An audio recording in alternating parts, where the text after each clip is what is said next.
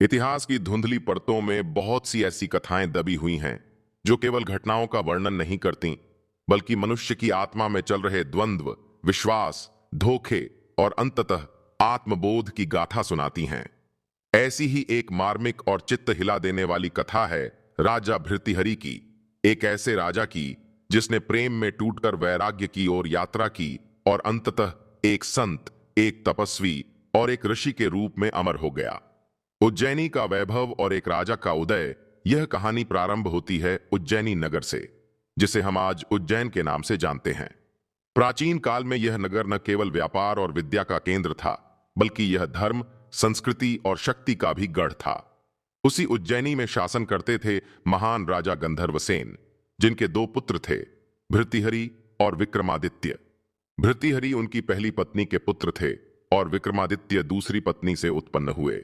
जब राजा गंधर्वसेन वृद्ध हुए, तब उन्होंने अपने ज्येष्ठ पुत्र भृतिहरि को राज्य की बागडोर सौंप दी। भृतिहरि एक अत्यंत गुणी, धर्मशील, न्यायप्रिय और विचारशील राजा थे। वे केवल सिंहासन के अधिकारी नहीं थे, वे ज्ञान और नीतिशास्त्र के भी गहरे अध्येता थे। उनका शासनकाल स्वर्ण युग के समान था। प्रजा सुखी थी, व्यापारी निश्चिंत, ब्राह्मण संतुष्ट और शत्रु भयभीत। एक रानी का सौंदर्य और राजा का आत्मविस्मरण। राजा ने पहले दो विवाह किए, जो शिष्ट और पारिवारिक नीति के अंतर्गत थे, परंतु समय के साथ उनका मन एक नवयुवती की ओर आकर्षित हुआ। उसका नाम था पिंगला। पिंगला केवल सुंदर ही नहीं थी, वह मोहिनी थी, ऐसी स्त्री जिसके सौंदर्य में देखना भी जैसे पाप लगता हो। राजा भृतिहरि उसके रूप जाल में पूरी तरह बंध चुके थे। वह उनकी तीसरी रानी बनी, परंतु उनके जीवन की पहली और अंतिम प्रेमिका बन गई। राजा ने पिंगला पर स्नेह, श्रद्धा और प्रेम की कोई सीमा नहीं रखी। उनका समय, मन, हृदय, शासन सब पिंगला के चरणों में अर्पित था। उन्होंने उसे जितना चाहा, शायद उतना किसी ने संसार में किसी को चाहा हो। किंतु प्रेम जब एक तरफा हो तो वह ईश्वर की परीक्षा बन जाता है। राजा को ज्ञात नहीं था कि जिस स्त्री पर उन्होंने अपना सर्वस्व समर्पित किया, वह स्वयं किसी और के प्रेम में आकंठ डूबी हुई थी, नगर के एक साधारण कोतवाल के। पिंगला का हृदय राजा के लिए शून्य था, उसका मन किसी और की ओर अग्रसर था। गुरु गोरखनाथ का आगमन और अमृता का फल। इसी बीच एक दिन उज्जैनी नगरी में पहुंचे महान योगी गुरु गोरखनाथ। उनके तेज, ज्ञान और तप ने समस्त राज दरबार को चमत्कृत कर दिया। राजा ने उनका समुचित स्वागत किया और कई दिन तक उनकी सेवा की। गोरखनाथ उनके सेवा भाव से प्रसन्न हुए और जाते समय उन्हें एक रहस्यमयी फल भेंट किया, जिसे उन्होंने आदित्य फल कहा। उन्होंने कहा, हे राजन, यह फल यदि कोई खा ले तो उसका शरीर कालातीत हो जाएगा। वह सदा युवा, सदा सुंदर और कभी बुढ़ापे से ग्रसित नहीं होगा। यह अमृता का फल है, पर सीमित उपयोग के लिए। राजा ने वह फल हाथ में लिया और कुछ समय तक मौन रहे। उन्होंने सोचा, मैं तो राजा हूं, मेरे जीवन का उद्देश्य सेवा और धर्म है, मुझे अमृता की क्या आवश्यकता। किंतु यदि मेरी रानी पिंगला यह फल खा ले तो वह सदा उसी रूप में रहेगी जैसे आज है। राजा ने वह फल प्रेम पूर्वक पिंगला को दे दिया और यह भी बताया कि वह फल कैसा है।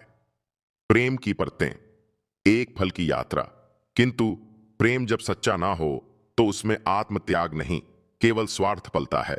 पिंगला ने सोचा, यदि मैं यह फल अपने प्रिय कोतवाल को दे दूं तो वह मुझे कभी नहीं छोड़ेगा।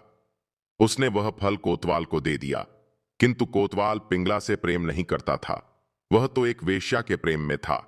उसने वह फल उस वेश्या को दे दिया। अब वेश्या के पास वह दिव्य फल था जिसकी लोग कल्पना भी नहीं कर सकते थे, परंतु उस स्त्री में संसार का सबसे सुंदर भाव जागा, त्याग। उसने सोचा, यदि मैं यह फल खा लूं तो सदा इस नरक जैसे जीवन में फंसी रहूंगी, किंतु यदि यह फल राजा को लौटा दूं तो शायद यह किसी महत्तर कार्य में लगेगा। वह सीधे राजा के दरबार पहुंची और वह फल उन्हें अर्पित कर दिया। राजा ने वह फल देखा तो चकित रह गए। उन्होंने पूछा, तुम्हें यह फल कहां से मिला?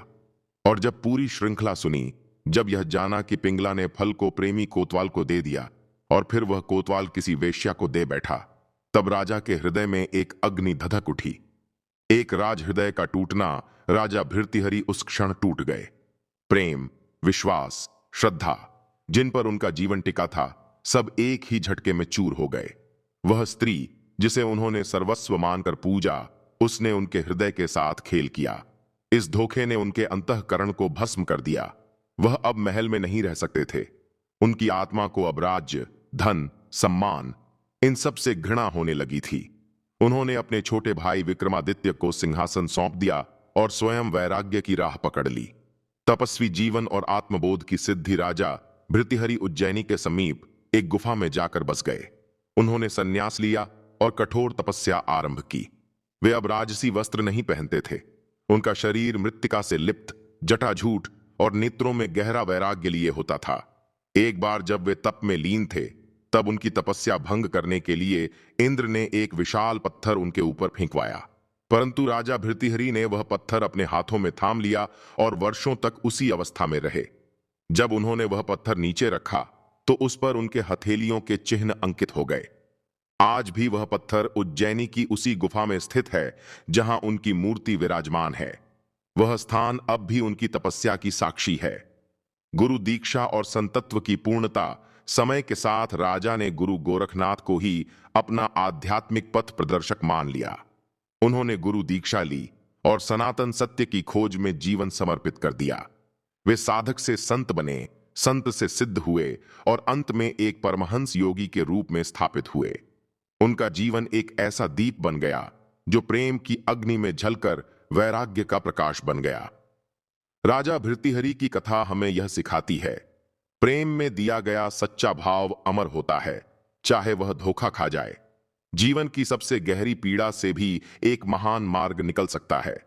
आत्मग्लानि, दुहक और त्याग, ये यदि सही दिशा में मोड़े जाएं, तो व्यक्ति मानव से महामानव बन सकता है।